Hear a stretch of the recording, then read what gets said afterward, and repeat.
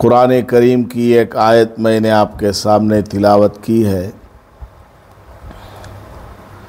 जिसमें अल्लाह ताला ने दुनिया की हकीकत को बयान फरमाया है। दुनिया क्या चीज़ है, दुनिया किसको कहते हैं, इसको आप अच्छी तरह समझ लीजिए। अल्लाह के सिवा जो चीज़ भी मौजूद है वो सब का सब क्या है, दुनिया है। और जो चीज़ अल्लाह की याद से गाफिल कर देने वाली हो, आखिरत में काम ना आने वाली हो, वो भी दुनिया है। रुपया है, पैसा है, आम तौर पर लोग इसको दुनिया कहते हैं। लेकिन वही रुपया पैसा अगर अच्छे कामों में इस्तेमाल किया गया, नेक कामों में वो पैसा इस्तेमाल हुआ, तो वही रुपया पैसा जिसको हम दुनिया समझते हैं वो दुनिया नहीं बल्कि दीन बन जाता है। एक आदमी रुपये पैसे का गलत इस्तेमाल करता है, गलत तरीक़े से उसको कमाता है, हासिल करता है, तो वही रुपया पैसा दूसरे के लिए दीन था, लेकिन इस आदमी के लिए वही रुपया पैसा दुनिया बन जाएगा। तो जो काम भी ऐसा है जिसका आखिरत में कोई फ़ायदा मिलने वाला ना हो, उसको दुनिया कहा जाएगा। और अल्लाह के सिवा जो भी चीज़ मौजूद है वो सब के सब दुनिया है, फ़ना होने वाली है, ख़त्म होने वाली है। अल्लाह पाक ने कुरान करीम में दुनिया की ज़िंदगी के बारे में इरशाद फरमाया, यअलमू अन्नमल हयातुद दुनिया लइबुन व लहव। जान लो कि दुनिया की ज़िंदगी खेल तमाशा है। दुनिया की ज़िंदगी कैसी है, खेल तमाशा। लोग सिनेमा देखने के लिए जाते हैं, वहाँ 2 घंटा 2.5 घंटा सिनेमा देख करके आते हैं। जितनी देर थिएटर के अंदर रहे उसको लगा के बड़ा मज़ा आ रहा है, फिल्म देख करके उसको बड़ा फ़ायदा हो रहा है। लेकिन जैसे ही वो उस थिएटर से बाहर निकलता है तो उसको अफसोस होता है कि मैंने अपना टाइम वेस्ट कर दिया। जो शरीफ आदमी होगा, समझदार होगा, ज़िंदगी की कदर उसके पास होगी, वो यही आखिर में कहेगा कि मैंने अपना पैसा भी फ़िल्म देखने में बर्बाद कर दिया और अपना वक्त भी मैंने वहाँ ज़ाया कर दिया, और फ़िल्म देखकर मेरे दिलो दिमाग भी गंदे और नापाक हो गए। आदमी जो है बिल आखिर अफसोस ही करता है। तो ये दुनिया भी ऐसी ही है। ये दुनिया की ज़िंदगी क्या, खेल तमाशा है। अगर इस ज़िंदगी को सही इस्तेमाल नहीं किया तो खेल तमाशा देखकर आने के बाद आदमी जिस तरह अफसोस करता है उससे भी ज़्यादा अफसोस करेगा मरने के बाद कि जन्नत कितनी बड़ी है, आखिरत में मिलने वाली नेमतें कितनी ज़्यादा हैं। मैंने 50-60 साला ज़िंदगी के लिए लामहदूद आखिरत की ज़िंदगी को नुकसान में डाल दिया, तो आदमी वहाँ पछताएगा। तो अल्लाह पाक ने दुनिया को समझाने के लिए फरमाया कि ये खेल तमाशा है। खेल तमाशे के बाद आदमी को अफसोस होता है। इसी तरह दुनिया की ज़िंदगी जब ख़त्म हो जाती है तब उसको अफसोस होता है कि मैंने दुनिया की ज़िंदगी को बर्बाद कर दिया। और अल्लाह पाक ने फरमाया वज़ीनतुन व तफ़ाखुरुम बैनकुम, दुनिया की ज़िंदगी क्या है? ज़ेब व ज़ीनत है, आराइश है और माल और दौलत में एक दूसरे पर फ़ख्र करना है। दुनिया में ऊंचे ऊंचे पहाड़ हैं, बागीचे हैं, समंदर है, दरिया है, चटियल मैदान है, आसमान है, चाँद है, सूरज है। क्या खूबसूरत नज़ारे दुनिया के अंदर हैं। इंसानों के अंदर भी कितनी खूबसूरती है, हैवानात के अंदर भी कैसी कैसी खूबसूरती है। आदमी इसमें पढ़ करके आखिरत से गाफिल हो जाता है। ये ज़ाहिरी जो आराइश है, ज़ाहिरी जो ज़ेब व ज़ीनत है, इसी को आदमी सब कुछ समझ बैठता है और आखिरत वाली ज़िंदगी के लिए कोई तोशा इख्तियार नहीं करता। व तकासुरुन फिल अम्वाल वल औलाद, और मालो दौलत में कसरत के ज़रिए एक दूसरे पर मुकाबला करता है और माल और दौलत में ज़्यादती आने के लिए, माल और दौलत की बढ़ोतरी के लिए आदमी क्या करता है? एक दूसरे से मुकाबला करता है। सामने वाले के पास अगर एक मकान है तो मेरे पास 2 मकान होने चाहिए। सामने वाले के यहाँ शादी फलां शादी महल में हुई तो मेरी शादी, मेरे बच्चे की शादी उससे बड़े शादी महल में होना चाहिए। सामने वाले के पास फलां गाड़ी है तो मेरे पास उससे अच्छी गाड़ी होनी चाहिए। तो ये दुनिया की ज़िंदगी की मिसाल यही है, बस खेल तमाशा है, ज़ाहिरी टिप टाप है और एक दूसरे पर फ़ख्र करना, घमंड करना और रुपया पैसा कमाने में आल औलाद के अंदर एक दूसरे से मुकाबला करने की कोशिश करना। और इसकी मिसाल बारिश की सी है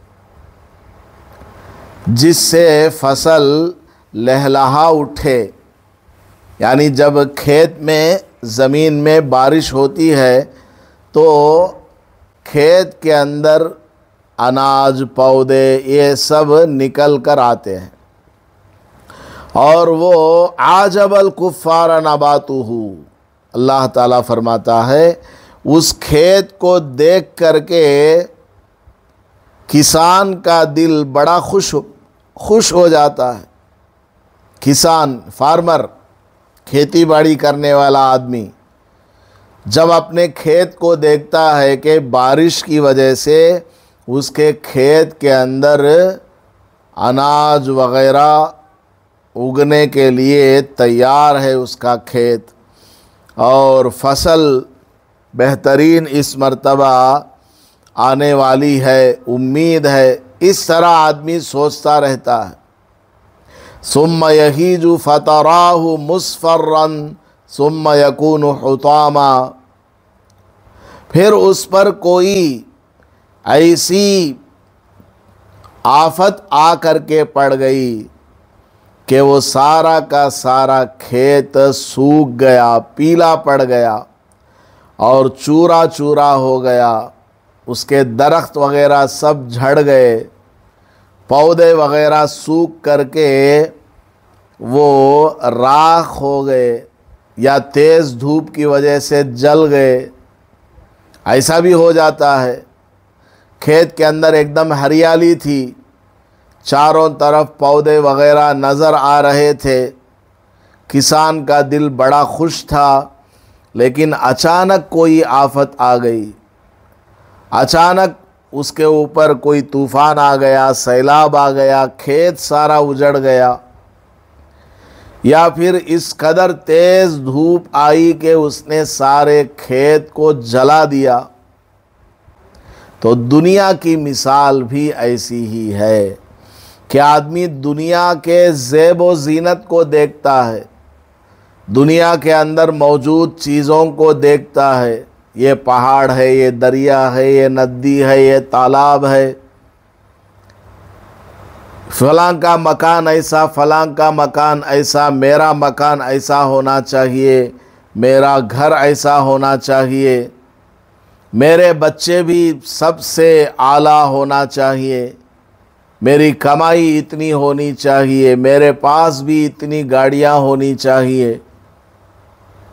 आदमी इसी में रहता है, 60-70 साल की उसकी ज़िंदगी इसी तरह गुज़र जाती है। अचानक उसके ऊपर मौत आकर के पूरी ज़िंदगी पर पानी फेर देती है। उसकी सारी तमन्नाएं, आरज़ुएं और उसने जो कुछ जमा करके रखा है वो यहीं धरा का धरा रह जाएगा। खाएगा कोई और, हिसाब इसको देना होगा। बच्चों के लिए ना हराम को देखा ना हलाल को देखा, चीटी के कारोबार से कमाया, ब्याज के कारोबार से कमाया, रिश्वत ले करके कमाया, लोगों को धोखा दे करके कमाया, किसी भाई का या बहन का मीरास का माल ज़बरदस्ती छीन करके उसने कमाया। अचानक उसको मौत आ गई, मर गया, उसका बैंक बैलेंस यहीं दुनिया में है। सोना चांदी जो कुछ उसने जमा करके रखा दुनिया में है। अब उसके बच्चे आपस में लड़ रहे हैं, किसको कितना मिलना, किसको कितना जाना है। और कब्र में ये तने तन्हा अकेला गया हुआ है। अब इसको कब्र के अंदर उसने जो मेहनत से पैसा कमाया है उसका हिसाब देना है। तो आदमी को सोचना चाहिए कि हमारी ज़िंदगी किस कदर कीमती है और हम किस तरह से ज़िंदगी गुजार रहे हैं। हज़रत अब्दुल्ला इब्ने उमर रज़ी अल्लाह ताला अन्हुमा से मरवी है, एक मरतबा सरकार दो आलम सल्लल्लाहु अलैहि वसल्लम ने उनका मोंढा पकड़ा। मोंढा यानी कंधा, कंधे के ऊपर आपने हाथ रखा। हुजूर ने हज़रत उमर के बेटे हज़रत अब्दुल्ला रज़ी अल्लाह अन्हु के मोंढे पर, कंधे पर इस तरह हाथ रखा और फरमाया। तो ज़रा अंदाज़ा लगाइए, हुजूर ने हज़रत अब्दुल्ला इब्ने उमर के मोंढे पर हाथ रख करके ये नसीहत फरमाई। तो इसका मतलब यह है कि ये बहुत इम्पॉर्टेंट नसीहत है। आपके सामने अगर कोई खड़ा हो और आप उसको कोई ख़ास बात बताना चाहें तो आप अपना हाथ उसके मोंढे पर रख देते हैं, यहाँ कंधे पर रख देते हैं कि सुन भाई, बहुत इम्पॉर्टेंट बात बताने जा रहा हूँ। तो आप सल्लल्लाहु अलैहि वसल्लम ने हज़रत अब्दुल्ला इब्ने उमर रज़ी अल्लाह अन्हुमा के मोंढे पर हाथ रख करके ये नसीहत फरमाई। क्या फरमाया? कुन फिद दुनिया का अन्नका गरीब, दुनिया में तुम इस तरह रहो जैसे कोई परदेसी रहता है। जैसे यहाँ से कोई बच्चा गया है सऊदी अरब काम करने के लिए। अब वो सऊदी अरब गया किस लिए? पैसे कमाने के लिए गया हुआ है। उसका कमरा बिल्कुल छोटा सा, सोने की जगह बहुत मामूली सी, खाना पीना होटल से खाता है, कभी रोटी चटनी से भी गुजारा कर लेता है और कभी खाता भी नहीं, वैसे ही काम करता है। ऐसे भी लोग दुनिया में हैं, सऊदी में हैं। वो ये समझते हैं कि ये हमारे रहने की जगह नहीं है। वो नौजवान यहाँ से इंडिया से सऊदी गया है किस लिए? पैसा कमाने के लिए। तो उसके दिमाग में वो बात बैठी हुई है कि ये सऊदी, ये रियाज, ये दम्माम, ये अल हुफूफ, ये जद्दा, ये सब क्या है? मेरी असल रहने की जगह नहीं है। मेरी जगह तो असल में इंडिया है, मदनपल्ली है।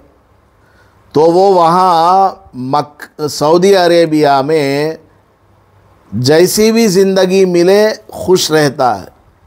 रहने के लिए मकान बड़ा नहीं मिला, कमरा बड़ा नहीं मिला, आने जाने के लिए उसके पास सफ़र के लिए कार नहीं, गाड़ी नहीं, पैदल जाता है या बस से जाता है या साइकिल है बस उसके पास। और घर पर जैसा वो खाना खाता था ऐसा खाना भी वहाँ पर कोई खिलाने वाला नहीं है। फिर भी वो 1 साल, 2 साल, 5 साल बर्दाश्त कर लेता है। क्यों?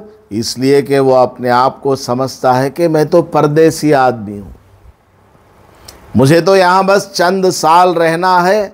असल मेरे रहने की जगह मदनपल्ली है, इंडिया है।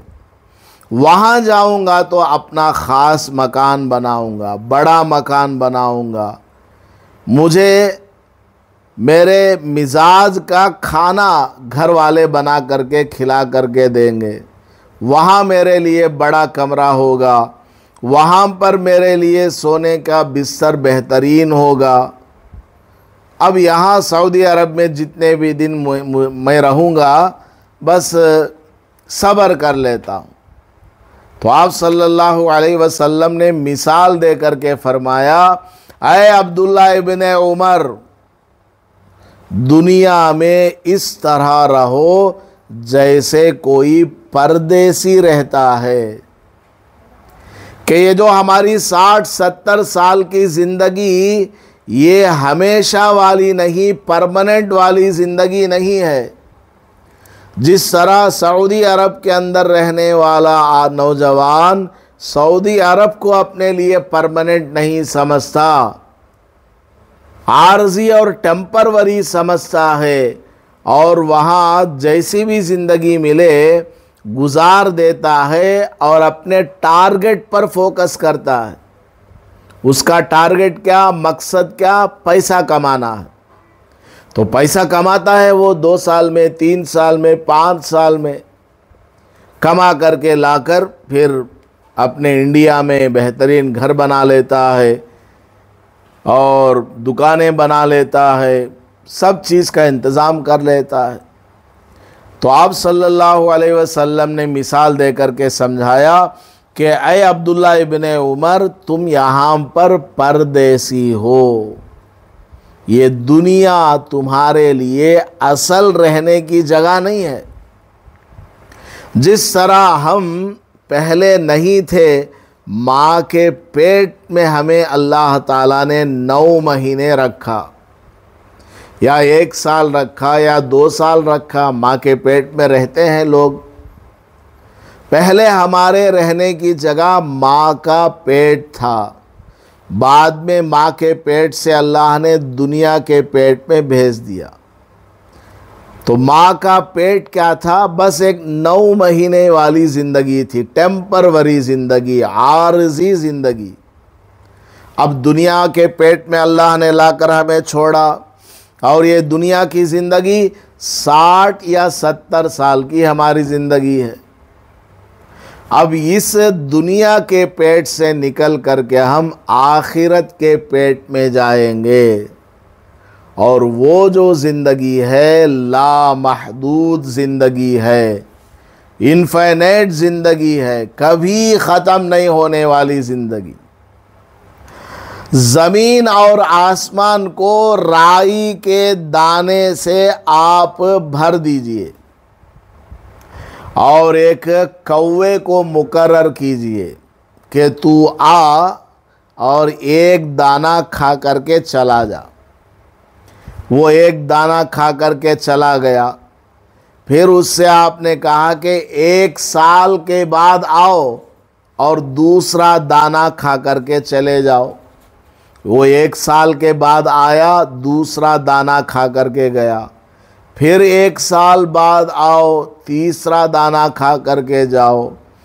इस तरह वो जो कौवा है, ज़मीन और आसमान के दरमियान जितने भी राई के दाने हैं, साल में 1 मर्तबा आए और एक एक दाना खा करके जाए। अगर वो इन दानों को ख़त्म करना चाहेगा, अंदाज़ा लगाइए कितने साल लगेंगे। एक एक दाना खाना है उसको 1 साल में बस। अगर ये सारे दाने उसने खा लिए, ख़त्म भी कर दिए, साल में एक एक दाना खाया बस, तो जितने साल लगेंगे उससे भी ज़्यादा साल आखिरत वाली ज़िंदगी है। ये दाने तो ख़त्म हो जाएंगे, साल में 1 मर्तबा कौवा आकर एक एक दाना खा कर जाए, लेकिन आखिरत वाली ज़िंदगी कभी ख़त्म होने वाली नहीं है। और आगे आप सल्लल्लाहु अलैहि वसल्लम ने हज़रत अब्दुल्ला इब्ने उमर से फरमाया, औ आबिरु सबील, दुनिया में इस तरह रहो जैसे कोई मुसाफिर रहता है। मुसाफिर, जर्नी करने वाला। आप यहाँ से बस में बैठकर बेंगलुरु जा रही हैं। अब बेंगलुरु जाते जाते बस में बाज़ मर्तबा सीट मिलती है, बाज़ मर्तबा नहीं मिलती, लेकिन आपको बेंगलुरु जाना है, आप बस में चढ़ जाती हैं। सीट मिले तब भी ठीक है, ना मिले तब भी ठीक है, सब्र कर लेती हैं। या सीट मिल गई लेकिन विंडो सीट नहीं मिली, इधर वाली, बीच वाली या साइड वाली सीट मिली, या सीट आपको सामने वाली चाहिए थी लेकिन पीछे वाली सीट आपको मिल गई। आपके बराबर में आप समझ रही थी कोई अच्छी औरत आकर के बैठे, लेकिन वो पान चबाने वाली औरत आकर के बैठ गई। बार बार पान चबा चबा कर आपको बदबू करती है और थूकती भी है। आपने सोचा कि बस में जाने में 3 घंटे लगेंगे, चलो मैं यहाँ थोड़ी देर सो जाऊँ बस में, लेकिन बस में सर जो है टेक लगाने के लिए कोई चीज़ है नहीं वहाँ। या खिड़की के पास आप सोना चाहती हैं, खिड़की से खिड़की पर आप सर लगाती हैं, वो बस हिल हिल करके आपको जगा देती है। या आपके बराबर में जो बैठे हैं वो आपसे बातचीत कर रहे हैं, आपको सोने नहीं दे रहे, लेकिन फिर भी आप क्या करती हैं, वो 3 घंटे का सफ़र, 4 घंटे का सफ़र जैसा भी गुजरे गुजार देती हैं, सब्र कर लेती हैं कि चलो अब चिंतामणि आ गया, अब वो चाय पीने की जगह आ गई, अब जो है हिचक्रास आ गया, हुस्कोटा आ गया, अब बस आधा घंटे की जर्नी बाकी है, बेंगलुरु हमारा डेस्टिनेशन आने वाला है। तो जिस तरह सफ़र में जाते वक्त आदमी सब्र कर लेता है कि ये सफ़र है, यहाँ घर की तरह बेड नहीं मिलेगा बस में सोने के लिए, घर की तरह पंखा और एसी वहाँ पर नहीं लगी हुई होगी, घर की तरह पिन ड्रॉप साइलेंट कमरा आपको नहीं मिलेगा, लोग होंगे डिस्टर्ब करने वाले, घड़ घड़ करके बस में आवाज़ें भी आती होंगी। इन तमाम के बावजूद आप जो है उस सफ़र को गुजार देती हैं, ये समझ करके कि असली ठिकाना तो सामने आने वाला है। हमारी जो असली जगह है वो बेंगलुरु है। चलो, मदनपल्ली से लेकर बेंगलुरु जाने में जो 3-4 घंटे का सफ़र है, इसमें जैसी भी मुश्किल आए आप सब्र कर लेती हैं। तो अल्लाह के रसूल सल्लल्लाहु अलैहि वसल्लम ने इरशाद फरमाया, ऐ अब्दुल्ला इब्न उमर, दुनिया में इस तरह रहो जैसे कोई मुसाफिर रहता है, यानी वो एडजस्ट करके ज़िंदगी गुजारने वाला हो।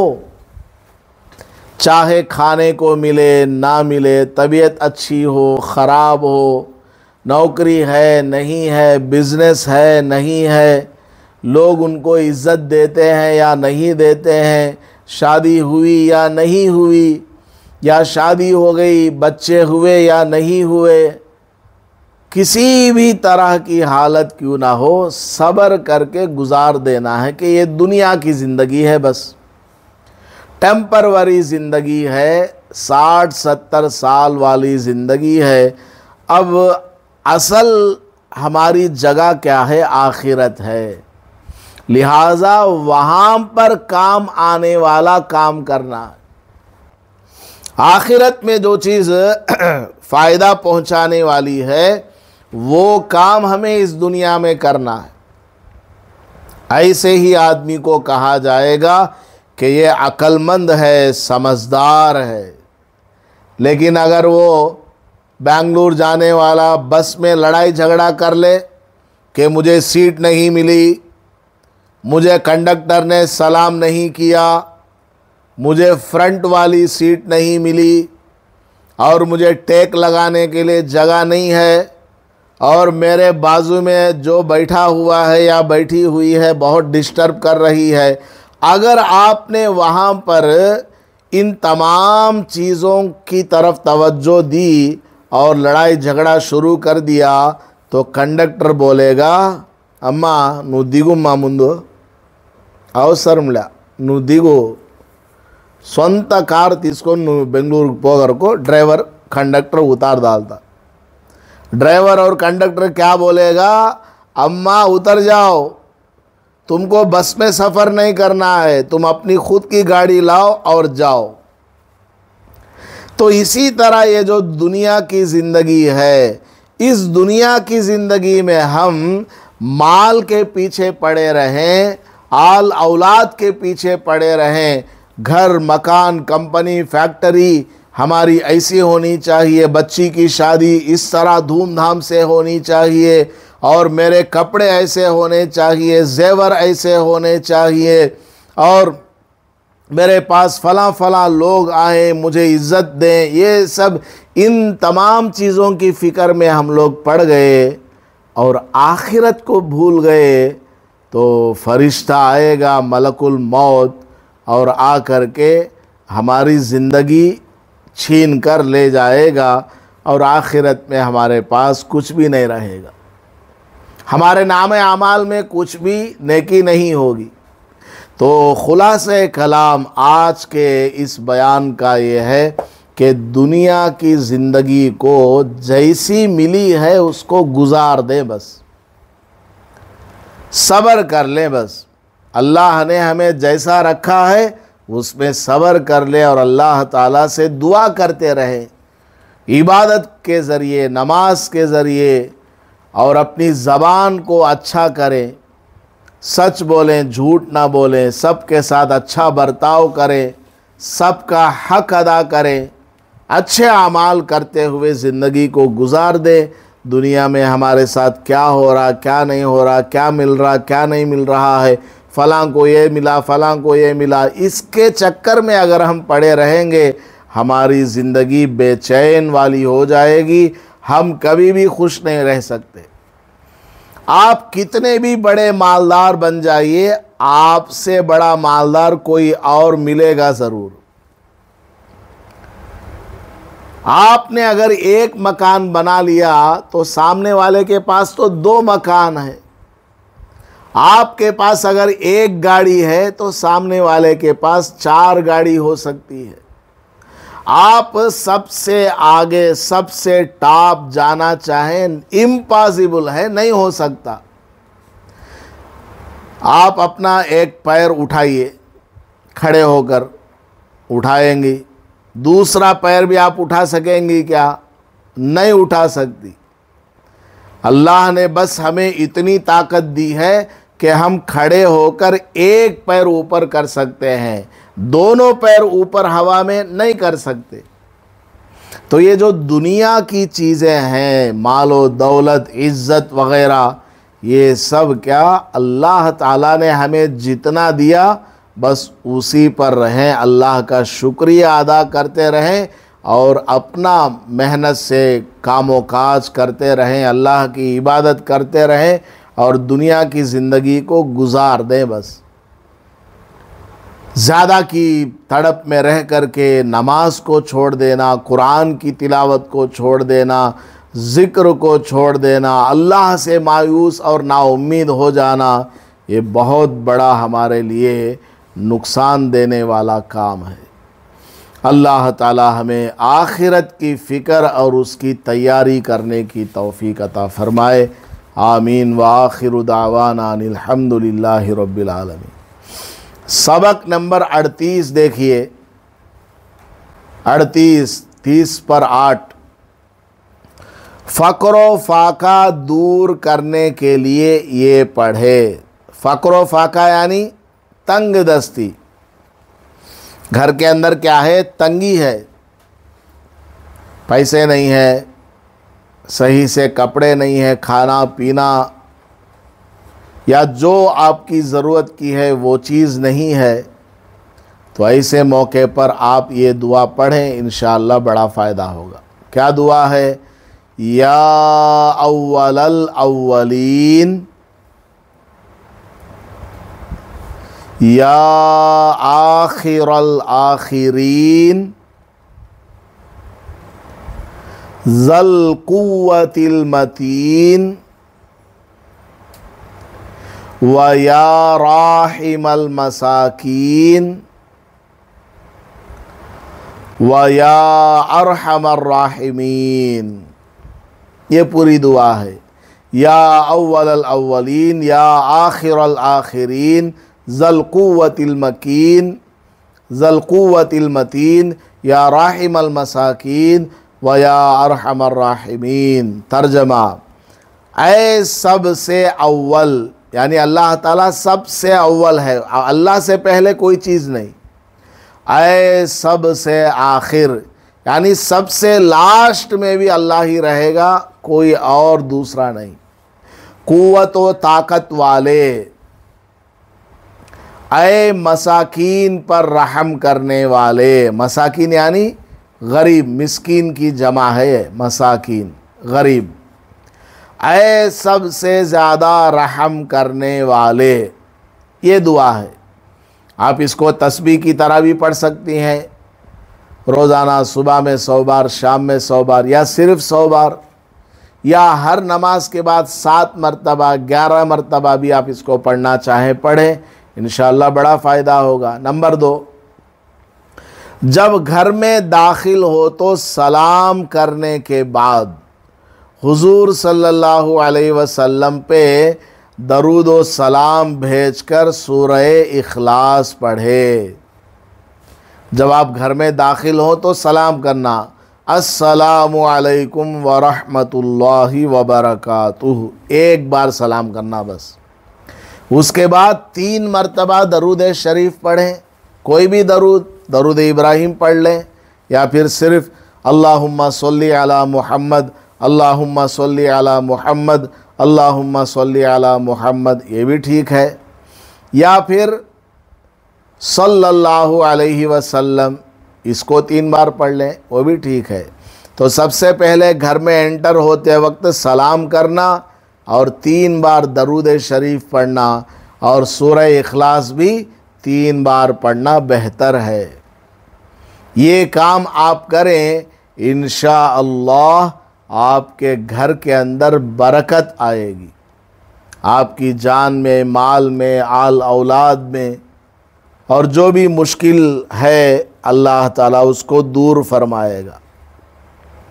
नंबर 3, बड़ी ज़बरदस्त दुआ है ये, कुरान करीम की आयत है, इसमें आधी जो है, आधी से ज़्यादा कुरान करीम की आयत है, इसलिए इसको अरबी ही में लिखा है, इसको इंग्लिश में, तेलुगु में लिखना नाजायज़ है, हराम है। कुरान को अरबी लैंग्वेज के अलावा किसी और लैंग्वेज में लिखना जायज़ नहीं है।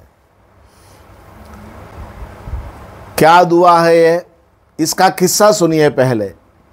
हज़रत अबू हुरैरा रज़ी अल्लाहु अन्हु फरमाते हैं कि एक मर्तबा मैं रसूलुल्लाह सल्लल्लाहु अलैहि वसल्लम के साथ रास्ते में जा रहा था और हुजूर का हाथ मेरे हाथ पर था, यानी हुजूर ने मुझे पकड़ा हुआ था, हाथ पकड़कर हम जा रहे थे।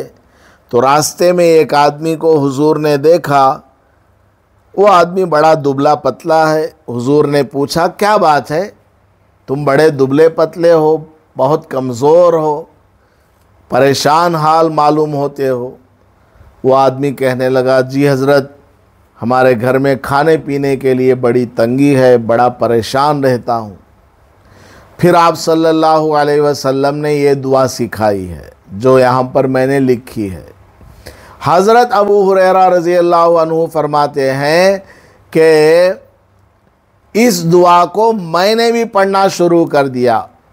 उस आदमी ने तो पढ़ा ही पढ़ा है, उसका भी फ़ायदा हुआ, लेकिन हज़रत अबू हुरैरा फरमाते हैं कि इस आयत को, इस दुआ को मैंने भी पढ़ा और मेरे घर में बरकत ही बरकत है। इतना खाने पीने का सामान है कि मेरे घर वालों के लिए काफ़ी होकर दूसरों के लिए भी देने की मेरे पास गुंजाइश है। इतना अल्लाह ने मुझे अता फरमाया। तो क्या दुआ है, तवक्कलतु अलल हय्यिल्लज़ी ला यमूत, तवक्कलतु अलल हय्यिल्लज़ी ला यमूत वल्हम्दुलिल्लाहिल्लज़ी लम यत्तखिज़ वलदा वलम यकुल्लहु शरीकुन फिल मुल्क वलम यकुल्लहु वलियुम मिनज़्ज़ुल वकब्बिरहु तकबीरा। ये दुआ है। इस दुआ को चलते फिरते और नमाज़ों के बाद भी खूब पढ़ें। बल्कि हज़रत अनस रज़ी अल्लाह अन्हु फरमाते हैं कि हमारे घरों में जब कोई बच्चा ज़बान हिलाने के लायक हो जाता तो हम उसको ये आयत पढ़वा देते थे। छोटे बच्चों से भी ये आयत पढ़वा दिया करते थे। अल्हम्दुलिल्लाहिल्लज़ी लम यत्तखिज़ वलदन वलम यकुल लहू शरीकुन फिल मुल्कि वलम यकुल लहू वलियुम मिनज़्ज़ुल्लि वकब्बिरहु तकबीरा। सूरह कहफ से पहले की ये आयत है। 115वें पारे में सूरह कहफ है, उससे पहले ये आयत है। सूरह बनी इसराइल की लास्ट आयत है ये। अलबत्ता इसके शुरू में हुजूर ने ये दुआ भी बढ़ाने के लिए कहा है, तवक्कलतु अलल हय्यिल्लज़ी ला यमूत वल्हम्दुलिल्लाहिल्लज़ी लम यत्तखिज़ वलदन वलम यकुल लहू शरीकुन फिल मुल्क वलम यकुल लहू वलियुम मिनज़्ज़ुल्लि वकब्बिरहु तकबीरा। बड़ी बरकत वाली ये आयत है। आप इसको पढ़ा कीजिए हर नमाज के बाद 3 बार, 7 बार, 11 बार, बड़ा फ़ायदा होगा। चलते फिरते भी आप पढ़ा कीजिए, इंशाअल्लाह बहुत फ़ायदा होगा। हदीस हुजूर सल्लल्लाहु अलैहि, ये बहुत इम्पॉर्टेंट हदीस है। हुजूर सल्लल्लाहु अलैहि वसल्लम ने फरमाया कि कोई औरत किसी औरत के हालात, यानी उसकी खूबसूरती वग़ैरह अपने खाविंद को बयान ना करे, आगे जो है वो टाइपिंग मिस्टेक हो गया, बयान ना करे, उर्दू में ना के बाद करे लफ्ज़ है। यानी हुजूर ने क्या फरमाया है कि कोई औरत अपने शौहर के सामने दूसरी औरत की ब्यूटी बयान ना करे। उन्हें बाजू वाली बहुत अच्छी है, गोरी है, लंबी है, मिठी आवाज़ है, ये सब नहीं बोलना।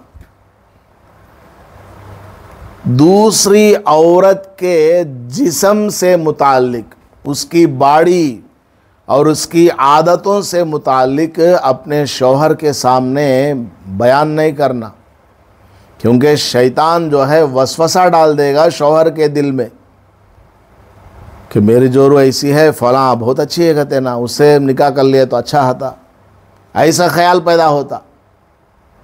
इसलिए ये सब बयान नहीं करना।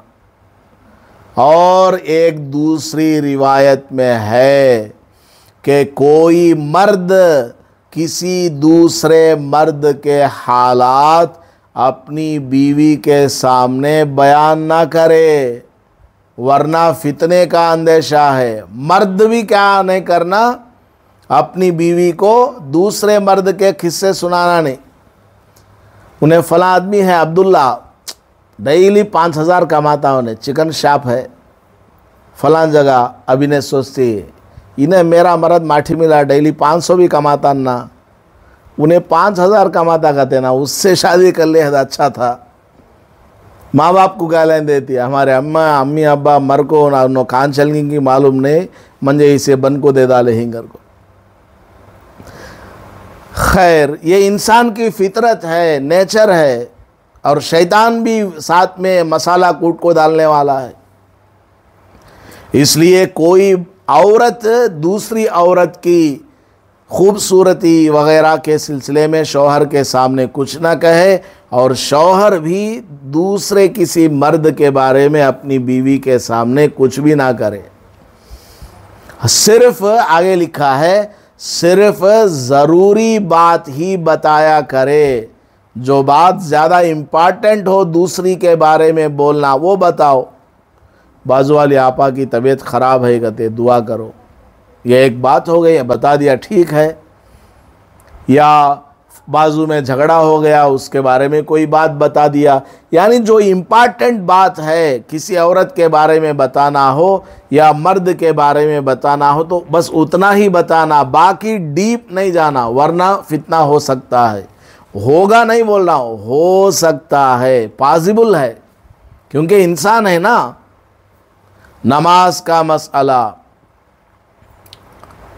दाएं और बाएं सलाम फेरते वक्त, ये लास्ट चीज़ है नमाज में, जब सलाम फेरे राइट साइड और लेफ़्ट साइड, दाएं और बाएं सलाम फेरते वक्त अस्सलामु अलैकुम वरहमतुल्लाह कहना। हुजूर सल्लल्लाहु अलैहि वसल्लम जब नमाज का सलाम फेरते थे तो पीछे वाले आदमी को आपके रुखसारे मुबारक की सफ़ेदी नज़र आ जाती थी। हुजूर सल्लल्लाहु अलैहि वसल्लम नमाज का सलाम फेरते थे अस्सलामु अलैकुम वरहमतुल्लाह कहकर, और इतना आप अपना चेहरा फेरते थे कि पीछे अगर कोई आदमी बैठा है तो आपका रुखसार यानी गाल, कल्ला, ये जो है पीछे वाले को नज़र आता था। बस इतना आप अपना चेहरा मोड़ते थे। अब आगे देखिए, सलातु तस्बीह की फजीलत और अदा करने का तरीका। बड़ी ज़बरदस्त नमाज है, तमाम गुनाहों को माफ़ करने वाली नमाज है।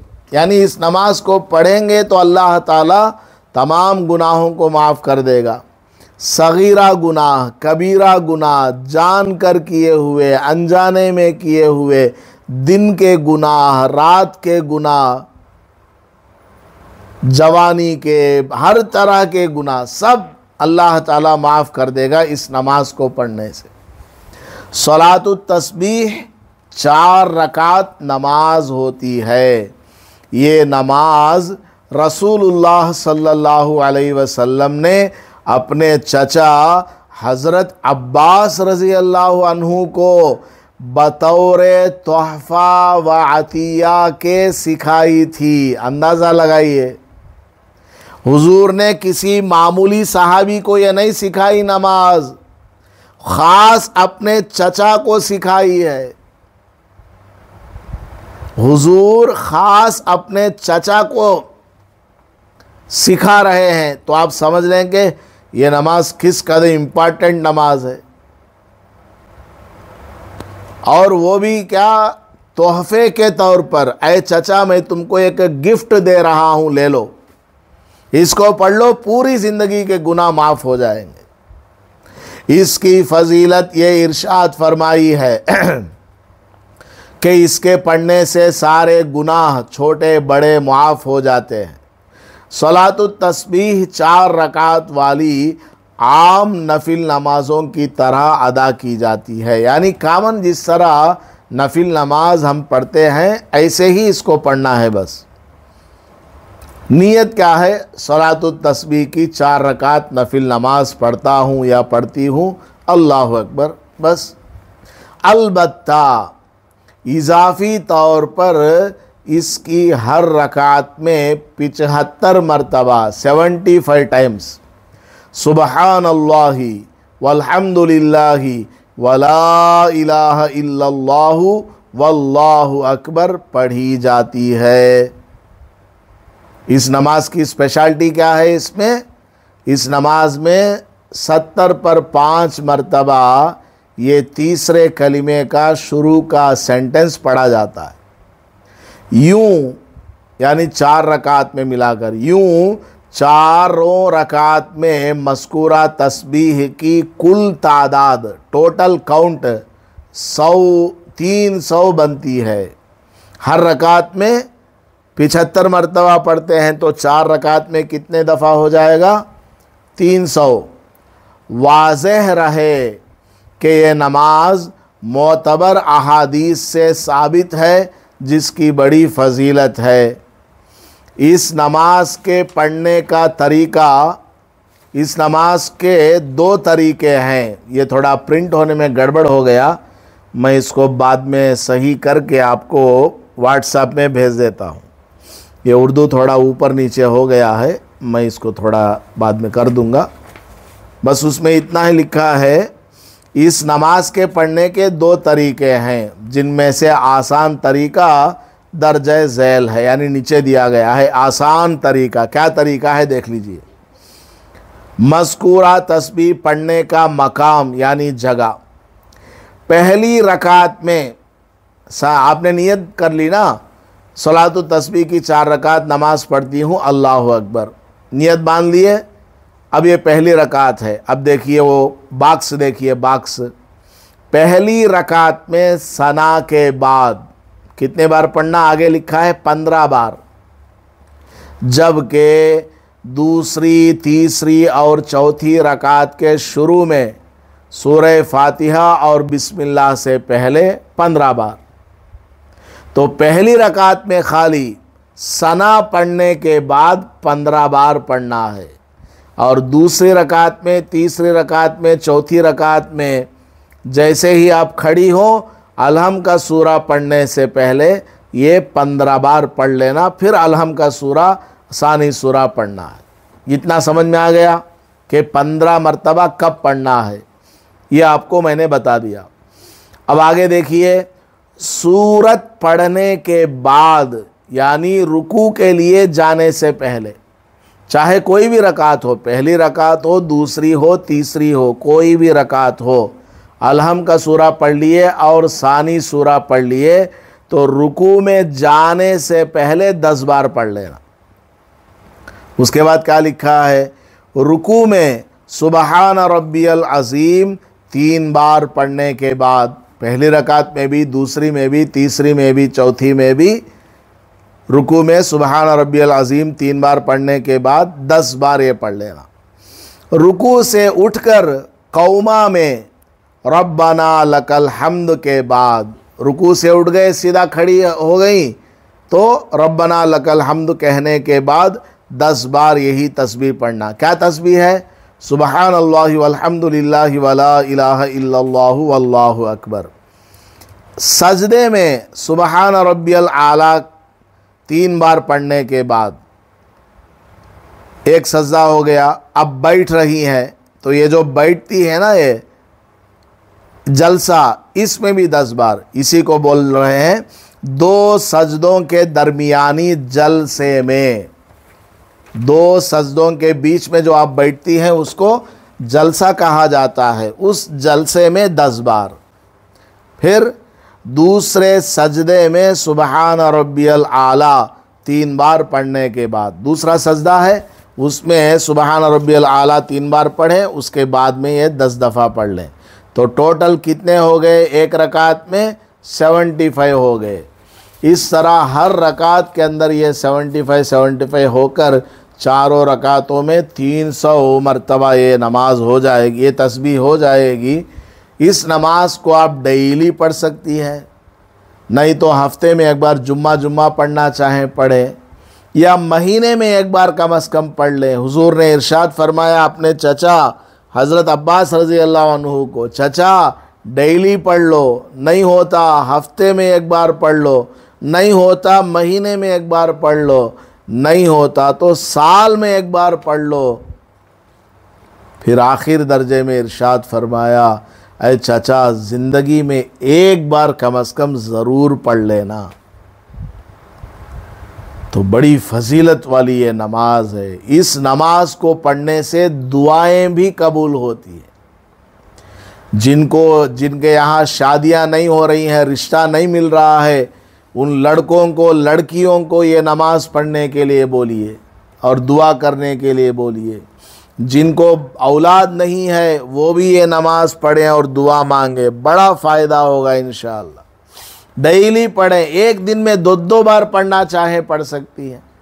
सुबह में 9 बजे पढ़ लिया एक बार, फिर रात में मगरिब के बाद पढ़ लिए या इशा के बाद पढ़ लिए।